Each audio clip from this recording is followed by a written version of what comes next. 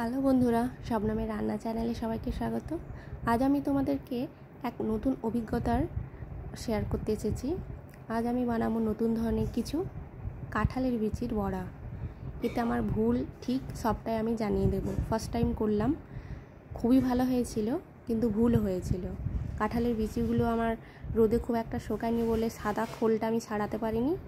সেই সমেত আমি কুকারে সেদ্ধ করে নিয়েছি এবং ছাড়ানোর সময় কিন্তু ভালোই আমার হ্যাপা হয়েছে। আর এই যে ব্রাউনটা ছাড়ানো সব থেকে বেশি কঠিন, সেটাকে তার জন্য আমি কুকারে যেই ভাপটা ছেড়ে গেছে তখন আমি কি করেছি, ভাপ ছেড়ে গেলেও কিন্তু যে গরম জলের একটা ভাপ থাকে সেটা কিন্তু থেকে যায়।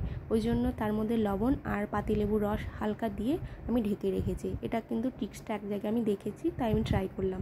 সত্যি ওর জন্য ভালো রকম খোসাটা কিন্তু ছেড়ে আসছিল। আর অনেকটা সেদ্ধটা খুব ভালো রকম হয়ে গেছিলো বলে আমার খোসাটা ছাড়াতে হালকা ছাড়ছে, আর যে মাছগুলো সেগুলো ছেড়ে চলে আসছিলো। ওই জন্য আমি হালকা হালকা ব্রাউনটা রেখেছি, কোনো অসুবিধা হয়নি, খেতেও খারাপ হয়নি। তারপর আমি কি করলাম, যে স্ম্যাশড করে নিলাম। স্ম্যাশড করতে গেলে কিন্তু যে কোনো স্ম্যাশড যন্ত্র হোক বা আমি ওই যে দই ঘোটা ছোটো ওইটাতেই করে নিয়েছি, কিন্তু কখনোই মিক্সিতে করতে যেও না। মিক্সিতে করতে গেলে কিন্তু পানি বা জল যাই হোক লাগবে, সেক্ষেত্রে কিন্তু পানি পানি হয়ে যাবে, ওটা মোটেই ভালো হবে না। তারপরে আমি একটু চাল গুঁড়ো, একটু বেসন, কাঁচা লঙ্কা, কাঁচা পেঁয়াজ, ধনে জিরে গুঁড়ো আর হলুদ গুঁড়ো আর স্বাদ মতো লবণ আর একটু চাট মশলা দিয়ে আর আদা রসুনও দিয়েছি। সেইগুলো একসঙ্গে মিক্স করে ভালোভাবে আমি চটকে নিয়েছি।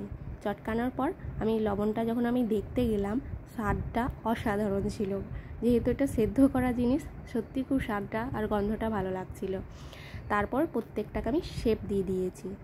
আর এই শেপগুলো দেওয়ার পর আমি একদিকে তেলটাও গরম করে নিচ্ছি। কিন্তু এই তেল গরমের সঙ্গে আমার একটা ভুল হয়েছে, এইগুলো কিন্তু ডোবা তেলে করা যাবে না। আমি সেই ভুলটাই করেছি। ডোবা তেলে করলে কি হবে, যে ভেঙে যাচ্ছে, ভেতরটা নরম হয়ে যাচ্ছে। আর বেসনটা আমি যেহেতু এটা একটা বেশ শক্ত শক্ত ছিল, অন্য পেঁয়াজিতে কি হয়, অন্য করতে গেলে পেঁয়াজি পকোড়া একটু নরম হলে কোনো ক্ষতি নেই, কিন্তু এটা একটু বেশ টাইট ছিল। ওই জন্য বেসনটা আমি খুব একটা দিইনি। চালের গুঁড়ো যেহেতু দিয়েছি সেহেতু সেইভাবেই আমি করেছিলাম। তেলে যেই দিতে গেলাম তখন দেখছি উল্টাতে পাল্টাতে যেই যাচ্ছি ডোবা তেলে, তখন কিন্তু ভেঙে আসছে।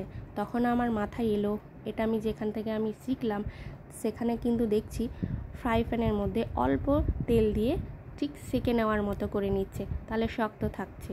তখন আমি বুঝতে পারলাম এখানে আমার ভুল হয়েছে।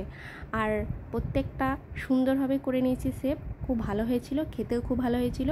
কিন্তু যেহেতু ডুবো তেলের মধ্যে করেছি ওই জন্য একটু ভেঙে গেছিলো, পুড়েও গেছিলো, যেহেতু ভেঙে যাওয়া অংশগুলো, কিন্তু খেতে খুবই স্বাদ।